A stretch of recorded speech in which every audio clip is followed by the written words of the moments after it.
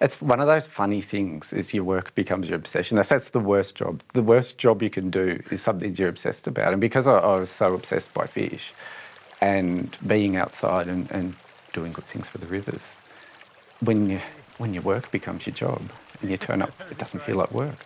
And so I think that's the best job to have. Gulbali Nurrumbung is a Wiradjuri term, which means to understand country. And so that was a term that was gifted to us by the Wiradjuri Council of Elders. And that's the philosophy of which we apply our research. So it's about us understanding country. And it's not just understanding country in a physical sense. It's a spiritual sense. It's about having connections with country. It's about understanding what country can provide. And it's about understanding how we interact with country. And it doesn't matter which part of the agriculture, water and environment space you're in. Everyone has a different connection with country. And so what we're hoping, and something we need to do to honour the gift from Wiradjuri, is to better understand those connections and apply them in our day-to-day work. Until speaking with you and looking at your research, I hadn't realised how water as a commodity can also be threatened, so to speak, and in many respects weaponised as well. I guess I didn't really realise it until we got to around about 2000. It was a millennium drought. And so that was the first drought I'd kind of experienced as a researcher. And the rivers went dry. And the rivers went dry. And the fish started to die in the rivers. And we started to see these fish kills happening everywhere. And not only did we see the fish starting to die, we also saw the crops starting to die. And living in the regions, you probably feel a drought more than you do anywhere else because everyone hurts when there's a drought. The farmers can't grow anything, the irrigators can't water anything. And so when you do run out of water, it becomes very precious. And when you see it, people who can't get access to water get angry. And I firmly believe that you end up with wars over water. This is something that becomes weaponised because when you've got a limited resource and everyone wants some of it and there's not enough to go around, you do what you can to get access to it. Does Australia have a problem though with fish in our waters, particularly freshwater fish? And if so, what sort of problem? The most recent assessment is that native fish are at 10% of pre-European settlement levels. So 10%? 10%. So they've declined by 90%. How can that happen? Well, the most recent drought, we actually lost a species. We lost the Yarra pygmy perch from the Murray-Darling Basin. And so how does it happen? It happens because water, for fish to thrive, you need a healthy river system that floods and droughts in a normal cycle. And so it first started when we started damming our rivers because the best way to create a stable water source is you dam the rivers. That then blocks access to fish's spawning grounds. And so it was almost like death by 1,000 cuts. Just over 300 years, we have slowly but surely changed our rivers to the point where they can't sustain a lot of our fish. I'm going to ask you a really simplistic question here, but for those out there who don't care about fish, they don't eat fish, don't like fish, think they're smelly, Yep. Why does it matter? It matters because it's the principle of the canary in the coal mine. So when fish aren't doing well in rivers, something's wrong. It's like, the miners are down there and the canary dies, you say, get out of here. Fish are the first thing you see go bad when a river goes bad. And we saw that we've seen it quite a lot. We've seen it far too many times lately. 2018, 2019 in the Lower Darling, 20 or 30 kilometres of dead fish. That's not normal. This year, it happened again. We saw over 30 kilometres of dead fish. And it gets everyone angry. It gets me angry as an ecologist. It gets the locals angry because that's their drinking water. It gets the farmers angry because they're unable to access good water for their crops. It gets the townspeople angry because they can't drink the water because it's full of dead fish. Every time we see a fish kill or every time we see fish decline, it's the river sending us a message.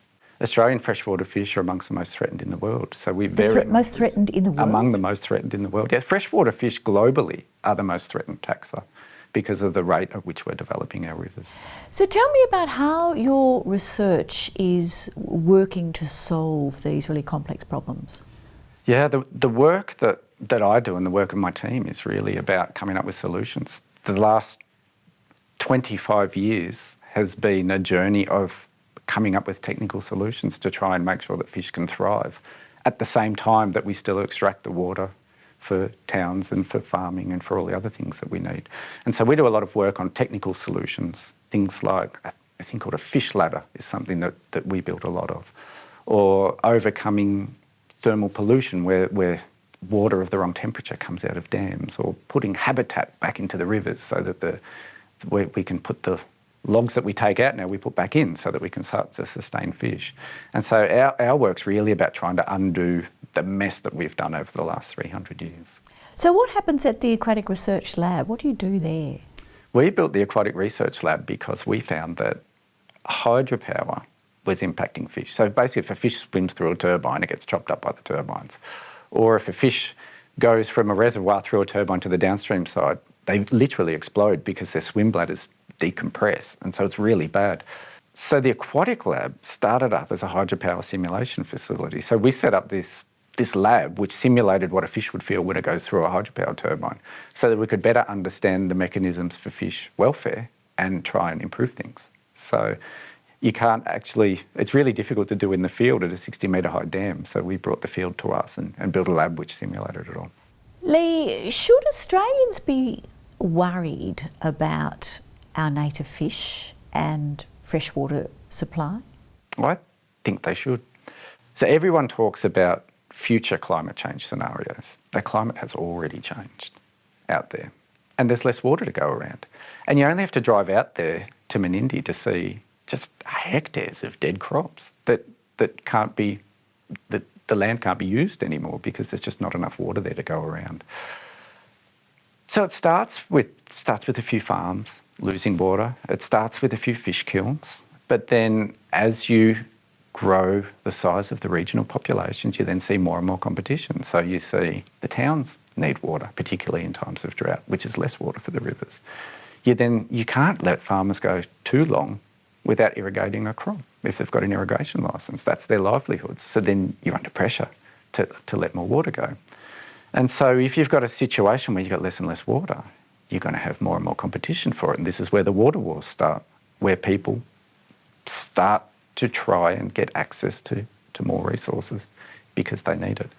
And we're seeing that everywhere. I mean, you see water being weaponised all the time. We saw it weaponised only last week in the Ukraine. So, you know, it happens. In the Gulbali Institute, we really want to make sure that each of those areas, which are not mutually exclusive, you can't have agriculture without water, you can't have an environment without water, they're all intricately linked, is that they have to find ways of coexisting sustainably. And so I guess when the university set up the Gulbali Institute, it was about bringing together areas of the university that historically didn't talk to each other or didn't work together, because water was seen as an issue, agriculture was seen as an issue, the environment was seen as an issue. And the thing that I've been most excited about over the last 15 months was that there's people having conversations now who've didn't even know they were at the same university 15 months ago. And they're now working together. They're now coming up with alternate energy solutions. They're coming up with better ways of watering crops. They're coming up with better ways of managing landscapes for fire and flood. And so what's the contribution of our institute? It's about making real on-the-ground impact and linking together areas that historically fought the water war and bringing them together to generate the solution. Given all you know about the threat that Australia is facing right now and that our waterways and our fisheries are facing, are you optimistic about the future? I'm on the fence right now. I'm honestly on the fence right now, and we're kind of at a precipice in that we can keep going doing the way things we've always been doing, which haven't worked well for us so far. Or we can pivot and we can assess where we're at right now, but we need to do things a little differently. We need to, in my opinion, we need to involve local communities more in the decision-making process, particularly when it comes to water and how we live. Because at the end of the day, it's the local communities that are on our rivers every single day. Water is probably one of the most important commodities we have. but we significantly undervalue water as a resource. We don't value it as much as coal, we don't value it as much as gas or oil, those sorts of things. But not a single one of us could live 3 days without water. And so as soon as we run out of water, we're going to be in a significant situation. So it's really on Parliament and the decision makers to come up with practical solutions to this water problem that we have. We have to find out a way to manage our river systems in a way where we have less water going forward, where we've got huge growth targets for agriculture. How are we going to achieve that if we've got less water? That sort of future thinking has to start happening now. And it's the people in Parliament and the governments who have to work together with the communities to come up with a solution to that.